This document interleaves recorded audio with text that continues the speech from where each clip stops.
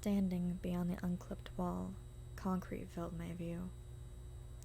I was in what looked like an underground parking garage, or maybe a warehouse, filled with exposed rebar and fluorescent lights, but they were different from the lights in the last set of rooms. The air was moist with a thin, barely visible fog, which explains the puddles on the ground. Nobody was here either. I looked back at the messed up wall.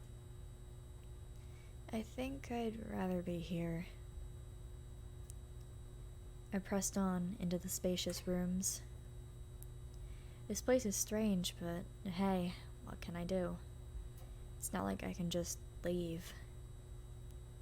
At least I have water. If I become so dehydrated, I'm willing to drink from the floor. This place is much more spacious than I expected. How can someone fit all this into a single building? This all must be some kind of trick, like the randomly generated maze. That's not just some normal structural thing, unless someone is changing it as I go along. I don't know how, but that's the best explanation I have. But how did I get into this, if that were to be the case? I walked through a solid wall. Wait, no, 2 solid walls. Maybe it was a dream at first, or some kind of hallucination. I know it's not anymore, considering how real everything feels, and how long I've been like this. How long has it been again? I drew back my sleeve to check my digital watch. I was going home at about 7 p.m. on Thursday. It's 6:32 a.m. right now, so I've been here for about 11 and a half hours. I should save my watch battery. Even if these power outlets work, I don't have the proper cord for it. At least I have a phone charger. A light beside me began to flicker. I think I should go faster. I don't know why, but the flickering gives me an uneasy feeling. I tried to shrug it off. Probably just an electrical issue. Nothing to worry about, hopefully. The worst thing that could happen is probably some shock to the puddles around me. But as I kept going, I saw fewer of them, so I might be safe from being electrocuted. I saw someone in the distance. He looked like a young adult from here, but I couldn't tell very well since he was kneeling. As I focused more on him, I noticed his leg was bleeding. Maybe that's why he wasn't standing. I ran up to him, the sound of footsteps and an occasional splash deafening in the nearly empty rooms. "Hey, are you okay?" I called out as I ran to his side. He sounded like he was making muffling, whimpering sounds, but I don't think he was covering his mouth. I knelt beside him to examine his injuries. His left leg has an enormous gash on the side, thankfully just on the calf. I took off my coat and set down my empty cup to assess what I had. "Here, let me help you. Can you tell me your name?" I asked, trying to see if I had anything on me to wrap around it. I saw a crate nearby. Maybe it has something I can use. As I was about to say something, I heard a muffled hum come from him. I looked down at him, thinking he was trying to say something. "Sir?" I asked as he slowly lifted his head. My heart stopped when I saw what he truly looked like.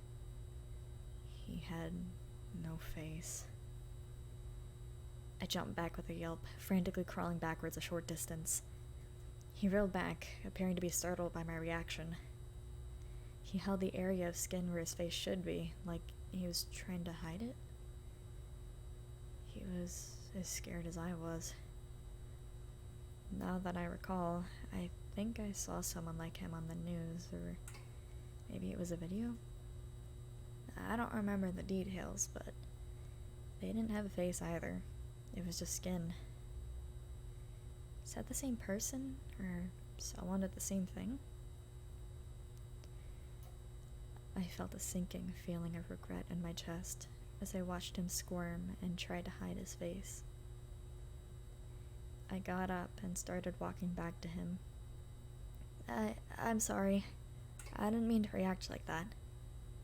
Don't worry, I'll still help you, I told him as I rested a hand on his shoulder. He faced me slightly through his fingers and nodded shakily. Stay here. I'm gonna check that crate for supplies, I told him. The crate was across the room. He probably didn't know it was there. Or maybe he did, since I think he can see somehow. He's probably too hurt to go to it.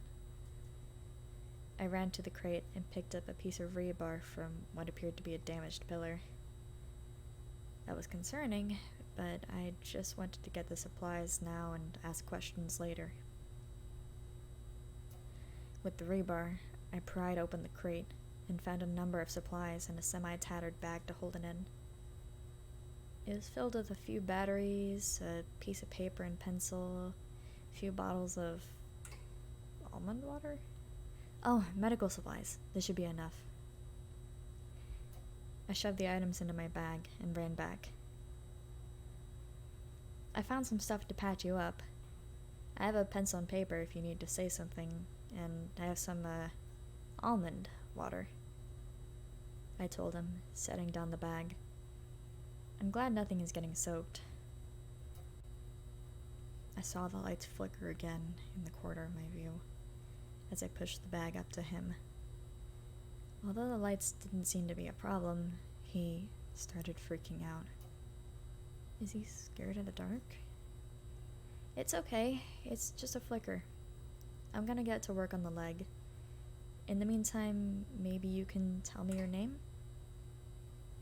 I heard him hum and put down the paper on the smooth concrete floor.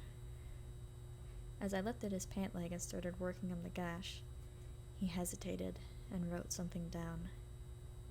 He showed it to me, his words scratched onto the page in shaky handwriting.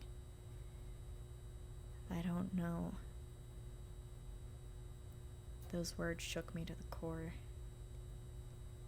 Does he have amnesia? That's my best guess so far. How else could he not know? As I began wrapping up his leg, I thought about a way to solve the dilemma. Well, maybe you can make up a name? Just so I know what to call you for now. I grabbed the scissors to cut the gauze as he wrote something else. I don't know how he did this, but while I was getting the safety pin and he was pondering a name, he drank some of the almond water from one of the bottles, despite not having a mouth.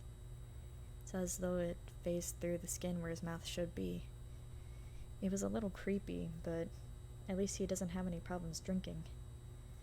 I finished and helped him to his feet again. As he stood up, trying to regain his footing, he placed the piece of paper and flipped it to show me what he wrote next. There wasn't an eraser, so he had to make an addition to the empty parts of the page. Avi. He wants to name himself Avi? I've never heard that name before. I'm just glad he has one for now. Nice to meet you, Avi. My name is... The lights flickered again, a few more turning off. While the lights began to dim, he quietly whined and knelt to the floor, rapidly scribbling on the back of the paper. An unsettling feeling came back to me that I've been trying to avoid, the same feeling I had from the first flicker. I leaned forward next to Avi. He looked more scared than when he was earlier, like going from freak out to full-blown terror. I've never seen anyone act like this before. I was about to say something, but he stood up in front of me quickly, ending up stumbling into me. I assume he couldn't put much pressure on his leg, so he lost balance. What happened to him anyway? Avi, you, He signaled for me to be quiet. He held up the paper as the lights flickered on and off again. With what little I saw from the flashes, I was horrified by what he was trying to tell me. The paper had a scribble on it that filled a big portion of it. A figure of some sort, but not of any kind of human I can imagine. It was tall by the looks of it, and it had these long claw-looking things coming out of its hands. It had no eyes, and was incredibly disfigured. Is that why he's scared? But it doesn't exist, right? He pointed at the illustration frantically, and pointed towards the door I came from, repeating the gesture over and over again. He eventually started pointing at one of the burnt-out lights behind him. Creature, door, or the room. That room. Creatures in that room. Burnt-out lights. As I pieced together what he was trying to tell me, the feeling of uneasiness grew. This must be why he's afraid of the dark. The creatures in that room, and if I had to guess, we're not going to be safe here if the lights turn off. That's probably the only time the thing can come out. I wanted to ask if that's how he got his injury, but I shut my mouth quickly and pointed to the claws and then his leg. He nodded quickly. He then signaled to be quiet again before gesturing to the drawing, his ears, and then a thumbs up. What? Creature's ears friendly? No, wait. That thing's hearing is good. Oh, that's why we're being quiet. I looked back at the room, seeing a few more lights dim and then turn off. He pointed at me, then one of the halls ahead of us. I understood what he was trying to do. He was trying to warn me. He was telling me to run. I snatched the paper and pencil quickly and put it in the bag. Then I wrapped my arm around his side and began moving quickly towards the doorway he pointed at. I'm not leaving him behind with whatever that thing is. We made our way to the doorway, just in time for the lights to turn off.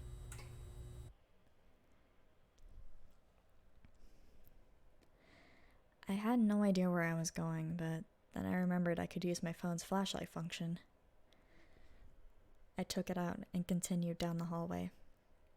We weren't very fast together, but I'm not leaving his side. When we made our way to the end of the hallway, I heard footsteps behind me.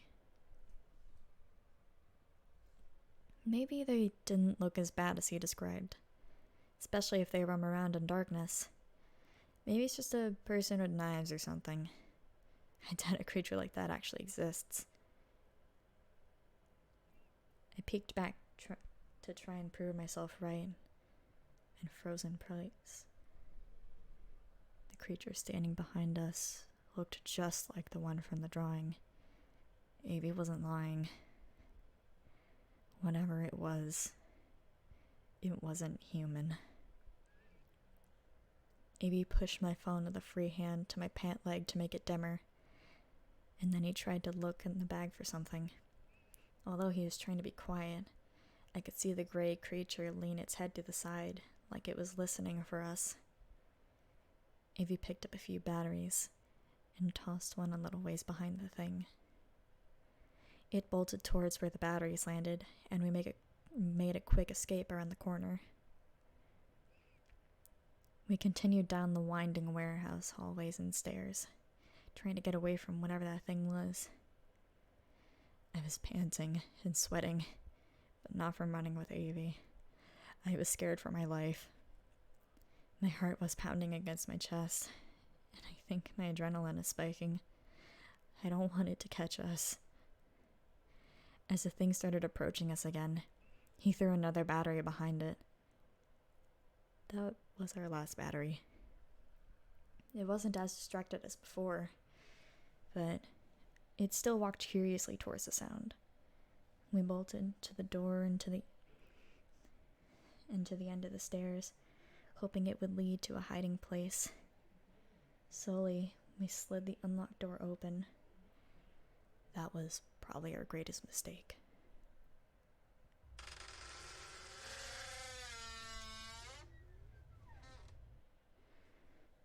I gulped. This is it. The thing turned to us, a beast-like call to follow. I squeaked as it came running, scratching its long claws down the walls. I pushed Abby through the door and ran in after him. I shut the door quickly and locked it from this side. I could hear the thing start banging and clawing at the door. I backed up and ran to Abby. He wasn't too happy.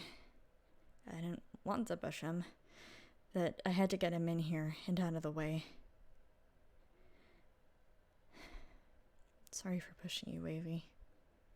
Let's just get out of here, I said quickly, holding my arm out to let him stand.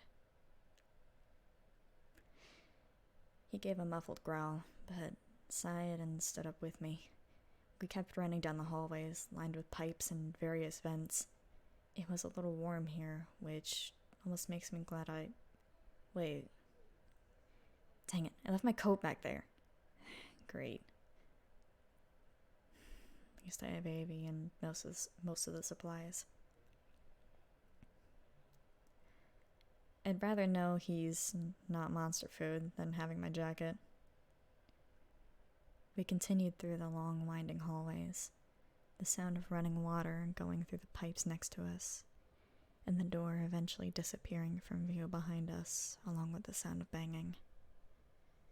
We're safe, but I don't know for how long.